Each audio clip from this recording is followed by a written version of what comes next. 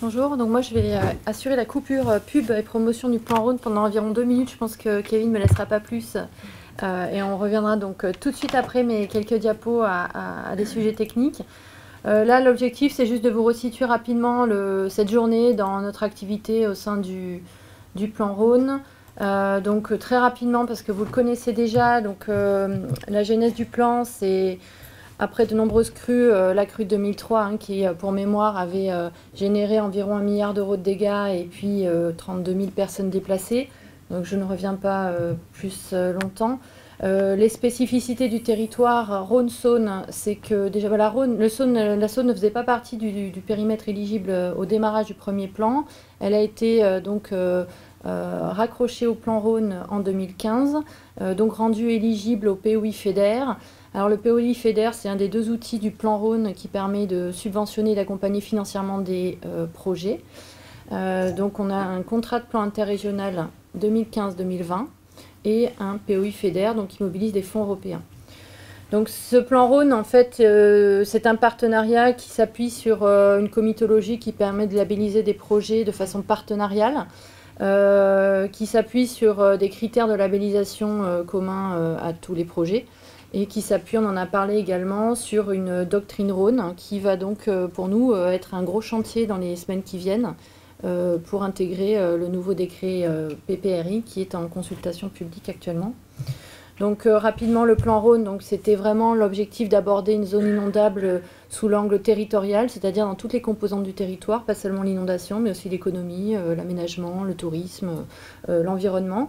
C'est un partenariat, donc vous avez ces membres en haut à droite, donc l'État, les régions, l'Agence de l'eau, VNF, CNR, EDF, l'Europe. Le périmètre, c'est zone inondable Rhône et Saône. Et donc 2 outils financiers importants, le CPIER 2015-2020, j'en ai parlé, et le POI FEDER. Donc ces dates sont importantes puisqu'on est en 2018. Donc pour pouvoir profiter de cet outil dont on ne connaît pas encore l'avenir, il est important de s'y mettre maintenant. Donc profitez de la journée, donc une grande partie de l'équipe est là. On peut répondre à vos questions et si par la suite vous avez des états d'âme sur des projets qui sont dans ces zones-là éligibles et sur lesquels vous voulez avoir des subventions, contactez-nous, on en parle. Quitte après à écarter certaines choses, mais c'est mieux d'échanger. Donc comme je le disais, ce plan c'est 6 thématiques, les inondations bien sûr, mais également qualité des eaux, ressources, biodiversité. On a également un volet fluvial, transport fluvial, le tourisme, les énergies et les dynamiques locales. Vous retrouvez toutes ces infos sur le site Plan Rhône. Donc nous, notre activité, elle est découpée en sous-volets. Un sous-volet qui s'appelle Agir sur l'aléa. C'est tout ce qui est sécurisation d'ouvrages de protection, amélioration de conditions de ressuyage. Donc pour la plus grosse partie de ce sous-volet-là, c'est le pré-schéma sud. Sur le Rhône-Aval, on en parlera tout à l'heure, mais c'est également accompagner les projets sur l'ensemble de l'axe Rhône et Saône. Un second volet très important consiste à réduire la vulnérabilité. Donc je vous ai mis des réalisations d'exploitation agricole qui ont pu bénéficier d'un subventionnement parfois jusqu'à 80% pour réduire leur vulnérabilité. C'est également une démarche que nous menons actuellement envers les entreprises. Donc si vous avez des zones d'activité économique en zone inondable, pensez à nous. On s'aperçoit que lorsqu'il y a des inondations, plus de la moitié des dommages sont causés aux entreprises, avec donc un relèvement du territoire qui est très compliqué derrière. Et puis sur ce volet-là, c'est également la démarche Réviter, qui est une démarche territoriale globale pour accompagner les collectivités sur l'élaboration de leur stratégie. Donc actuellement, nous accompagnons le territoire du Pays d'Arles, mais voilà, également ça peut être très utile pour vous pour prioriser vos actions en amont sur les années qui viennent. Donc on accompagne sur ce volet-là toutes les composantes territoriales vulnérables. Donc pareil, contactez-nous, vous avez sans doute des projets qui peuvent être soutenus. Et le troisième gros volet de notre action consiste à accompagner la culture du risque, l'information, la connaissance, les démarches innovantes en gestion de crise. Vous avez par exemple dans votre dossier le Save the Date pour une journée relative à la culture du risque que nous organisons le 11 décembre à Avignon. Donc n'hésitez pas à la faire circuler dans vos structures pour vous inscrire. Les approches innovantes en gestion de crise également, on en a accompagné relativement peu jusqu'à présent. Si par exemple vous voulez faire un plan intercommunal de sauvegarde qui inclut pourquoi pas un volet patrimonial ou agricole, nous pouvons vous accompagner financièrement. Et enfin, nous menons beaucoup d'actions de connaissances structurantes sur le bassin. Donc je vais peut-être te laisser donc la parole pour parler d'une étude en particulier. Oui, simplement pour reprendre les actions qu'on peut financer concrètement sur les digues. Ouais. On était dessus, voilà. Je vais passer rapidement dessus, puisque finalement les présentations qu'on va avoir cet après-midi, elles reprennent finalement des opérations qu'on a labellisées. Simplement pour faire un petit résumé, on a bien sûr les études et les modèles sur les systèmes de protection. Donc ça prend en compte toutes les études, diagnostics, investigations géotechniques, levée topo, etc. À l'exception des EDD qui sont réglementaires.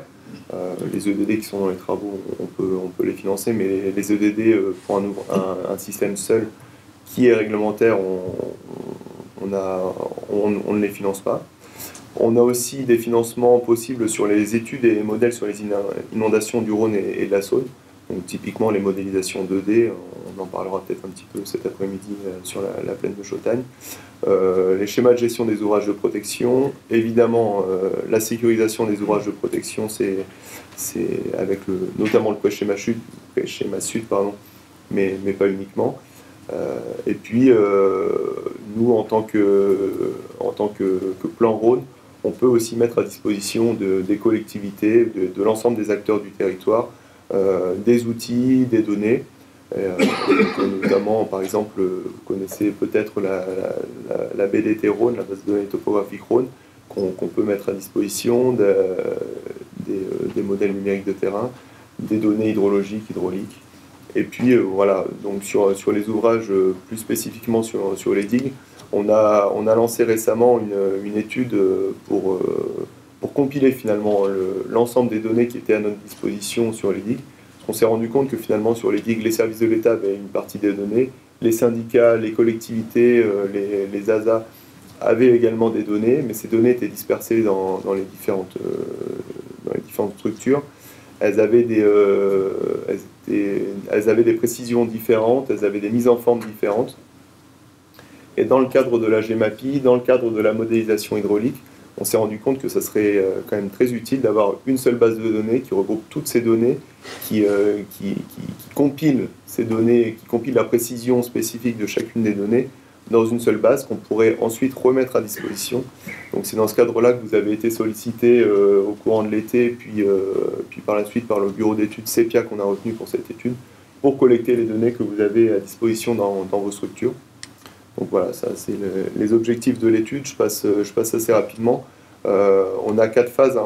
L'étude a été lancée au mois de mai. Et elle va durer environ 15 mois, avec 11 mois d'études réelles et 4 mois de validation des données, qui est un travail important dans le cadre des systèmes d'information géographique. Avec, bon, j'ai repris les phases, hein, la définition des besoins, la collecte des données, la collecte et l'inventaire des données, et la définition de la structure finalement de la base de données qu'on va créer. Une phase un peu plus petite qui se fera plutôt en parallèle de la phase 1 qui est l'analyse critique des données qu'on a collectées. Une phase 3 qui va plutôt être à partir de cette analyse critique comment on peut améliorer la fiabilité des données. C'est pas nous qui allons l'améliorer, mais on va produire des cahiers des charges qui vont nous dire bon, bah, par exemple sur cette digue-là on a des données provenant de l'État, on a des données provenant de la collectivité. On se rend compte que, par exemple, sur l'altimétrie, on est un peu léger, on n'est pas assez précis, donc on va produire un cahier des charges pour faire des levées topographiques complémentaires, qui pourront être financées par le plan Rhône, évidemment. Et puis la phase 4, c'est l'implémentation de cette base de données. Donc le prestataire, je le disais, c'est CEPIA Conseil. Donc je remercie toutes les collectivités, qui nous ont répondu, même pour nous dire qu'elles n'avaient pas de données. Et donc là, voilà, cette étude est en cours, donc on devrait la terminer à l'été, fin d'été 2019. Pour représenter les données qu'on a collectées et qu'on va produire, on va utiliser le logiciel QGIS assez classiquement, hein, parce d'abord il est gratuit, utilisable par tous, il est assez simple et assez ergonomique, et puis il a des fonctionnalités d'édition avancée qui permettent de faire des exports assez facilement. qui permet aussi une compatibilité avec les différents outils que vous avez dans vos structures, notamment le CIRSDIG dont on parlera cet après-midi, que nous on a au sein des services de l'État, au sein des services de contrôle avec la base de données SIU. Donc voilà, c'était le meilleur compromis pour rendre compte des données et qu'on produira.